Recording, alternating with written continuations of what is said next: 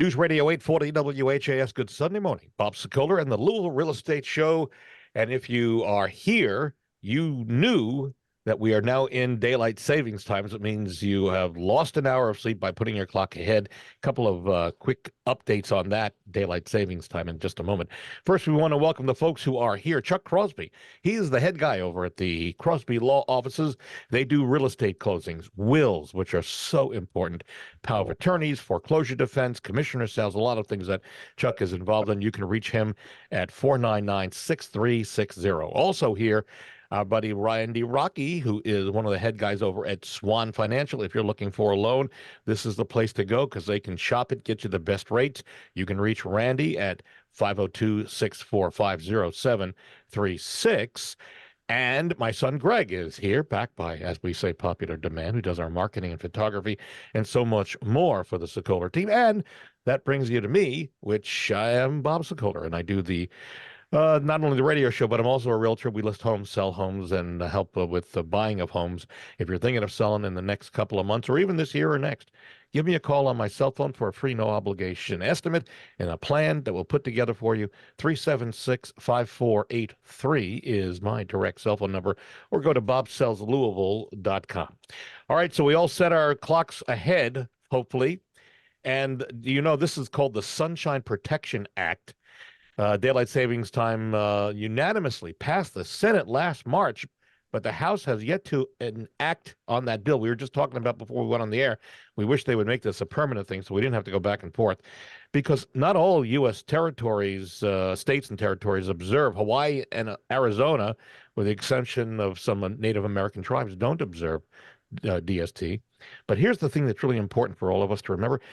Data from the U.S. Department of Labor, Mine Safety, and Health Administration have shown that the Monday after we switch, so this tomorrow, workers sleep an average of 40 minutes less, and there are 5.7% more injuries on the road and at work than on other days. So note, there is a reason to switch to a permanent daylight savings time.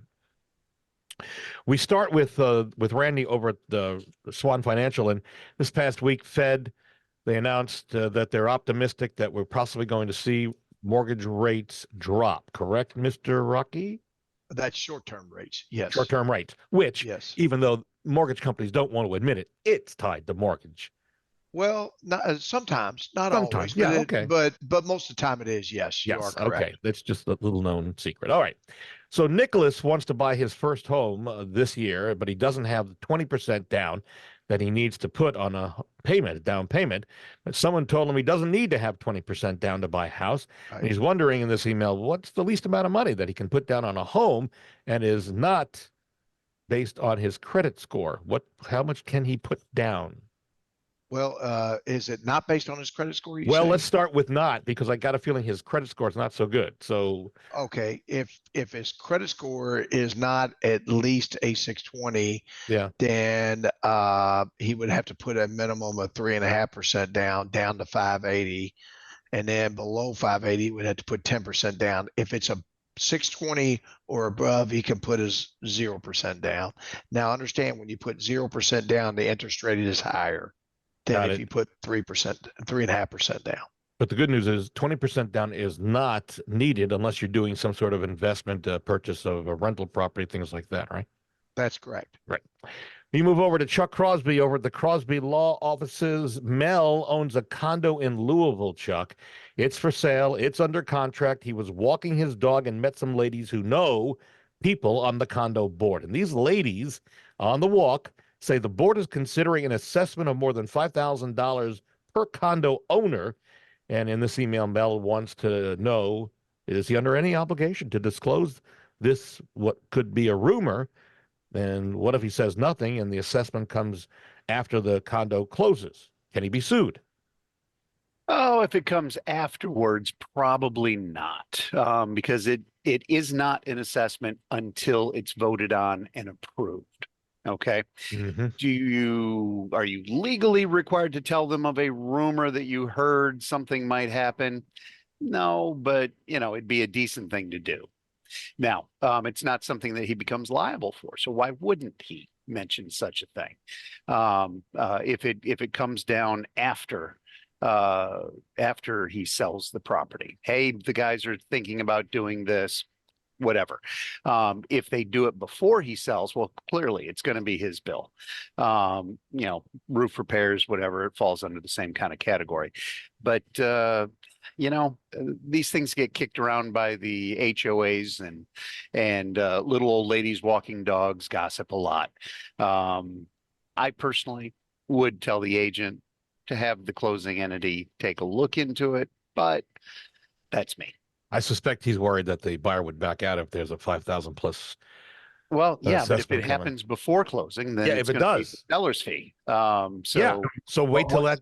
Yeah, go ahead, Greg. The assessment of supposedly for, did they say what the rumor was? Was it a roofing? No, I do not have that info. So we have an example, friends in Colorado and Steamboat, Colorado, purchasing a property over there. The garage had been condemned, but the assessment hadn't been hit yet because they hadn't agreed upon how to move forward. That's something you would need to disclose. Yeah. It's not like you can get away and say, well, the garage is being condemned. There may be an assessment. Those are some things. So my point is, if he would have heard something on this walk, that would have been an indicator of something he has known or should have known, which Chuck always likes to say, that could be detrimental to the sale of the home. Is it a gray if he knows the roof needs to be replaced and there may be an assessment coming, but do you need to disclose that? I think you're juggling a few apples and oranges in that batch there. Yes, Hearing little old ladies walking dogs in the morning is a seriously different scenario than saying, "Oh, hey, the storm just came through and ripped off the roof on Unit 1." It's condemned. Yeah, that's a whole other ball of wax.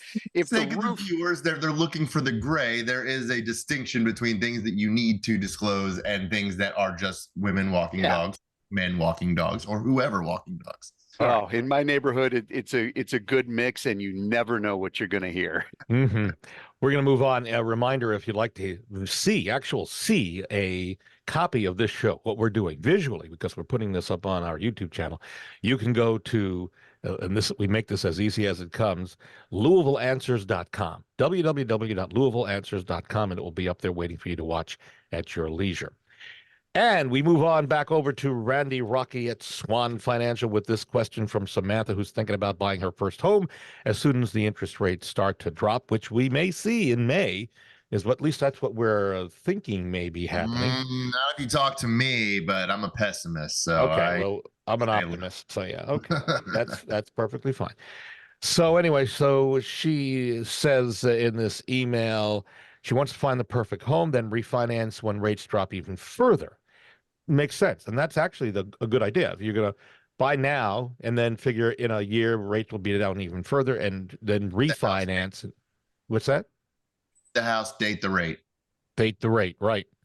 Marry the house. Does it, then she's wondering, so what is the cost to do a refi on, say, a $200,000 home? Or does it depend on the price of the home if you're going to refinance? Yeah, go ahead. So it could be as low as 0, and it goes up from there. And it could be as much as, 2%, 3%, right in that area. Because of the simple fact is as you raise the cost to refinance, you lower the interest rate. So there's sometimes a sweet spot in between there to do a refinance. And I can tell her, and I really mean this, there is right now is the best time to buy a house. And I think you guys can definitely put your spin on this as well. But right, when COVID started, houses, there was 20, 25 offers. They were going 30, 40,000 over, asking price, all the above. Well, right now, a lot of those people are sitting on the sidelines because of interest rate. When interest rates drops, the pent-up demand is going to be incredible, and I think you're going to see $30,000, $40,000 over asking again. So it's just a simple supply and demand scenario. And right now, I think she's making a wise choice. Like Greg said, date the rate, buy the house. Bob, I was saying, I'm a pessimist. However, I don't like hearing when everyone says, "Oh, we'll wait to buy a house when rates drop," right? Because like Randy was just saying, to piggyback off of the absorption rate in our inventory, we don't have it. We have no inventory. New homes aren't coming on the market. So even if you wait for the rates to drop a quarter point, is that really going to affect you in the market or not? That's a small percentage of people who are actually looking for homes right now. So when you marry the house, if you find that house, get in, because home prices are only going one way, because there is not going to be a flood of inventory anytime soon unless there is a major catastrophe that somehow relieves this pressure valve of thousands of homes coming on the market, which is just not happening. Yeah, rates will come down, but prices of homes are going to go up. Regardless of rates, prices are going up. Yep. A reminder for you, we do a lot of videos. If you'd like to see some of the videos that we create, and there's a wide variety of videos, you can go to LouisvilleHomesTV.com. That's LouisvilleHomesTV.com. If you want to see some of the interviews I've done with our past sellers, go to LouisvilleSellersTalk.com. That's LouisvilleSellersTalk.com. Back over to Attorney Chuck Crosby from the Crosby Law Office. Emily has an interesting question, Chuck, in this email she sent in, and we have not heard this one before. She says she was raised by her grandparents and found out through Ancestry.com. Have you used Ancestry? A lot of people have. I am on it almost on the daily. Yeah, there you go. Well, she went there and found that her grandma may have had children from a previous marriage. I don't know how that correlates, but that's what she says. Her grandma has passed away, and Emily is about to inherit the grandmother's home. And she's wondering, do these other potential children have a claim to the home if they are, in fact, discovered to be the heirs? Possibly. If grandma died with a will, well, the will's going to govern. Okay. If grandma died without a will, well, you set up the probate and then you take it from there and you check out and let the attorney who's doing the probate know about the possible heirs. But that's just a fact of life, which, by the way, Bob, is a good reason for title insurance. There's always heirs that pop up every now and again. And that was going to be my next question. Is there a statute of limitations on how many heirs can pop up and when? No, you're an heir forever, right? So something happens and you start getting into it. I'll tell you, I've done affidavits of descent, which is supposed to, pull out all the heirs, where entire sides of family did not know about the 10 or more heirs on the other side of the family. Some families just aren't close.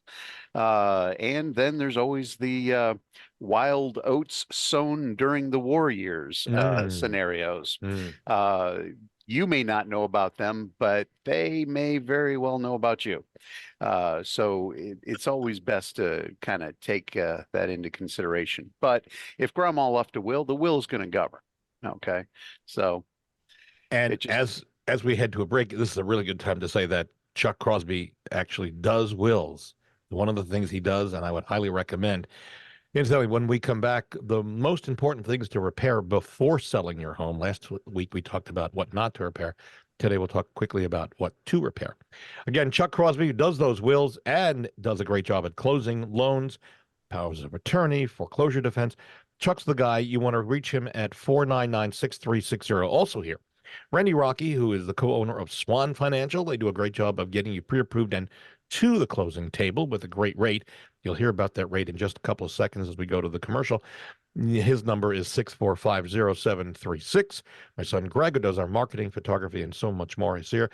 And if you're thinking of selling your home now or in the near future, maybe a couple of years down the road, please don't hesitate. Give me a call. I would love to come out, talk to you.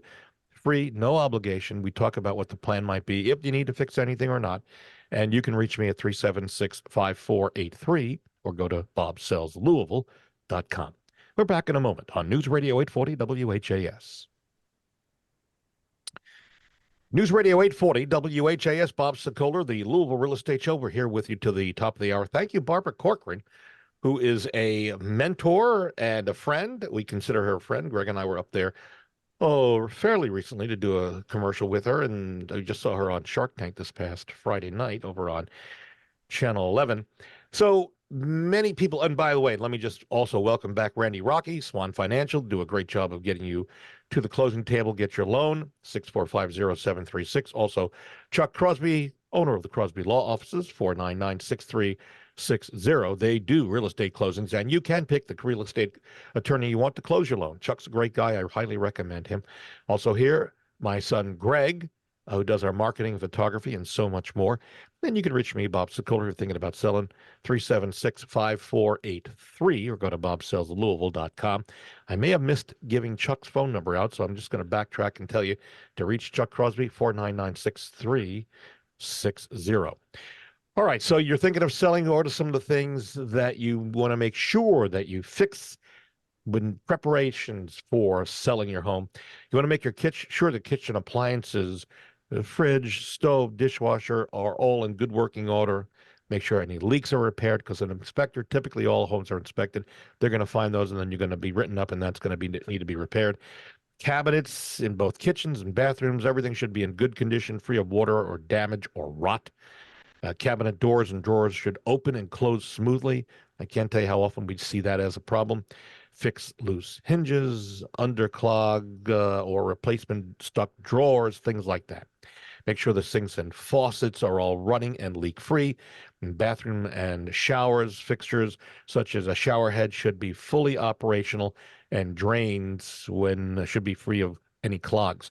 Next week, by the way, on the show, we're going to talk to you about how to clean your house while you're sleeping. And one of the things is about cleaning your plumbing, some of the plumbing items that you might have. Anyway, the other things to think about: walls and ceilings, repair holes, flooring, laminate the carpet, make sure everything's in good condition. HVAC, have it serviced and have a receipt that says it's been serviced. Your water heater, similarly, you have it looked at by a plumber if you think it's getting old. Typically 12 years or more is old. And the smoke and carbon monoxide detectors, if you live in Jefferson County and Chuck, Bullitt County now? Yeah. Or Yep. smoke detectors, right? Bullitt Yep. County. Bullitt County.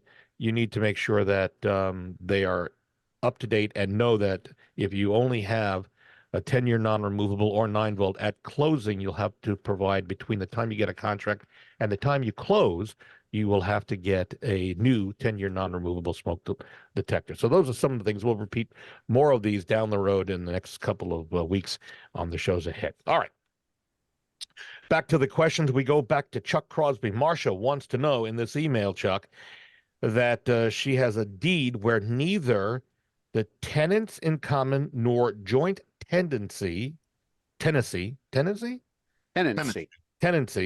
are listed on the actual deed. And she's wondering, does that mean the deed is invalid? No, it means you fall back to the default, which is tenants in common. And explain what tenants in common is for us laymen. Tenants in common. Let's say that you and I, Bob, we own a piece of property together as tenants in common. If I die, my share goes to my heirs. Okay. And so my heirs would own my half and you would own your half.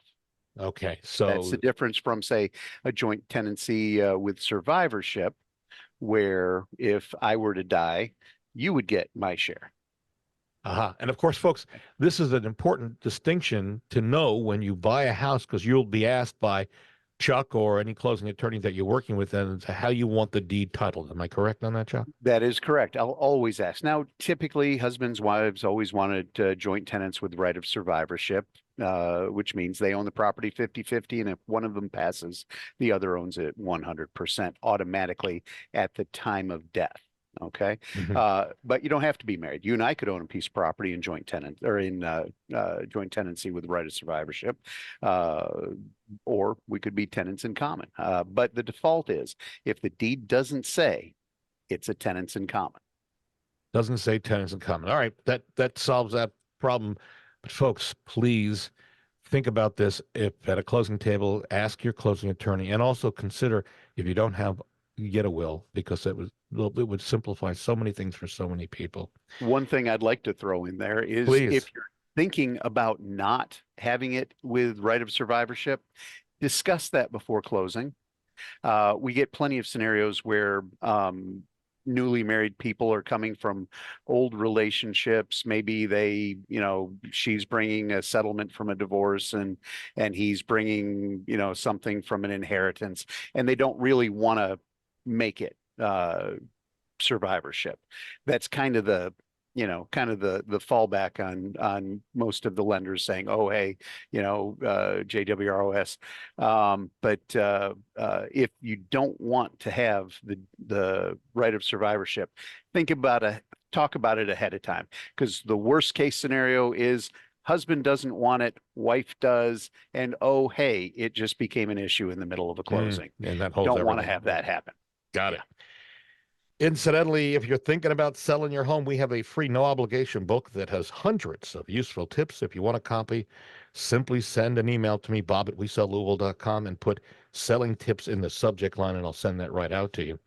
This question actually is for both myself and Greg. Joshua says, Greg, planning on selling his home in the next couple of months. He's got a lot of junk and feels overwhelmed. He's wondering, where does he start decluttering, and will all the rooms be photographed for the listing? So start with photographing. What do we not photograph? Wait, you're not there. There you go. I don't like photographing junk. Right. Yeah. That's a big thing. One of our biggest pieces of advice is to declutter as much, depersonalize, not to an extent where it looks sterile. But like my wife will come in and she brings in pillows and pops of color, but we declutter everything first. That's one of the biggest things. Psychology plays a large part in the buyer narrative of wanting your home, especially with inventory.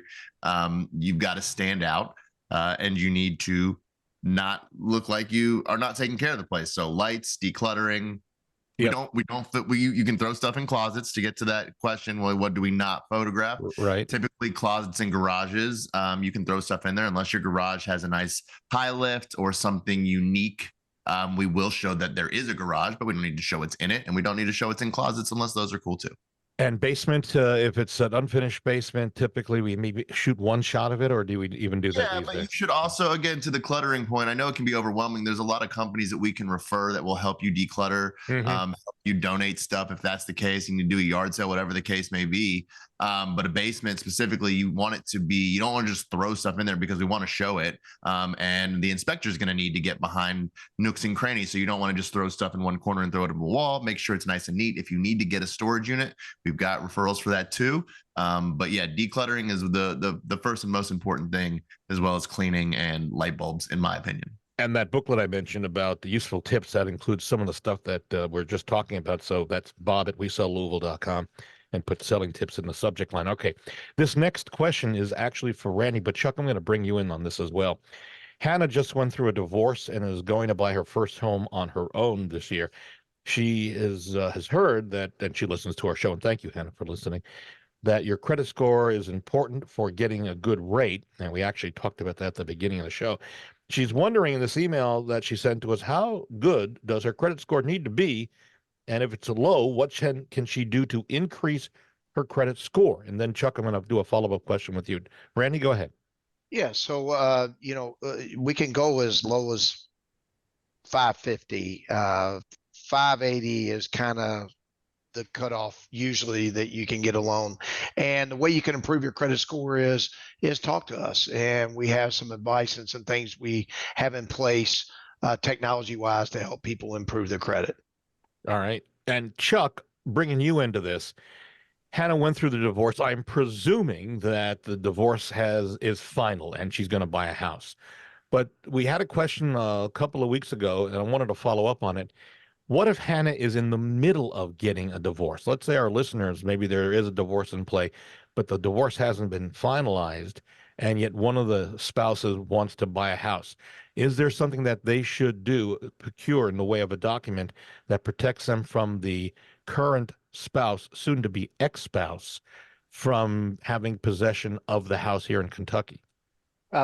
Not really a document you can come up with. What we're talking about is the dower and courtesy laws. Dower Right. for the woman, courtesy for the man. If you own a piece of property while you're married in fee simple, then your spouse has either the dower or courtesy interest in the property. You are married until you are not. Okay, so until that judge signs the paper, and oddly, it's entered by the clerk, you're still married. So that spouse would still have that dower interest regardless. So even if you got a deed saying, hey, I give up all my dower interest, I and many others are of the opinion that all you've done is just reset. If you get a document to say, hey, I give up all rights in this property, well, now you don't have any rights in the or now that person owns the property 100% by themselves. And then the statute kicks right back in again. It's like a snake eating its tail.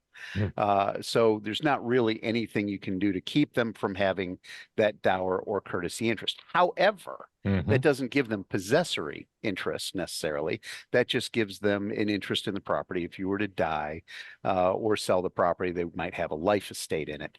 So it's not like, oh, hey, we're married. I'm going to draw my line down the middle of the house. That's not quite how that works.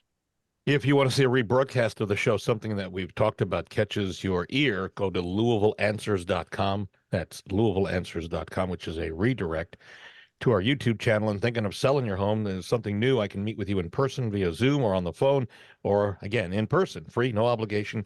Go to bobsellslouisville.com or call 376-5483. Chuck, you've got the final question. Daniel sent us an interesting email. He says, a neighbor of his decided to close in his carport.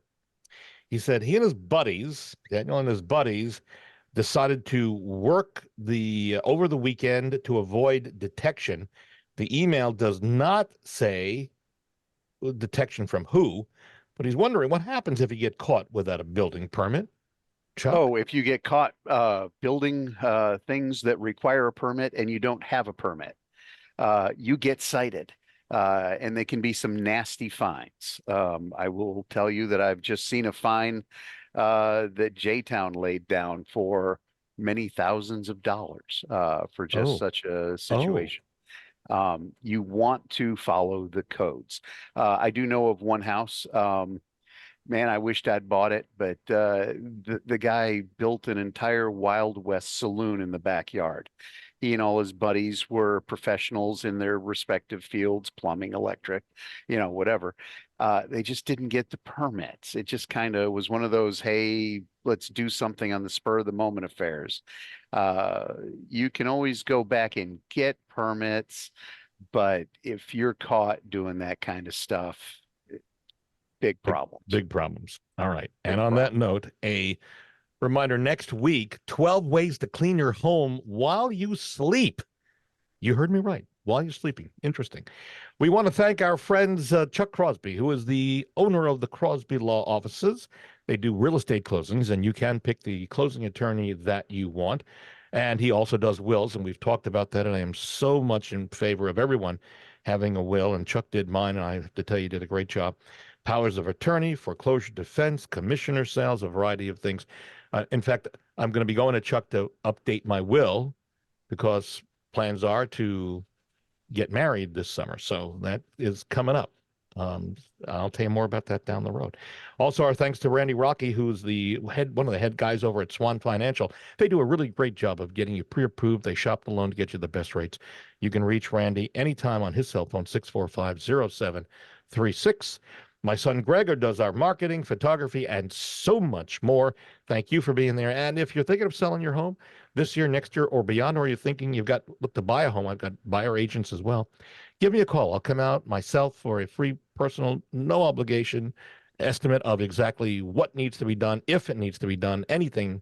And it may be a very good meeting for you. 376-5483 is my direct cell phone number, or you can go to bobsellslouisville.com. We are out of time. See you next Sunday on News Radio 840 WHAS.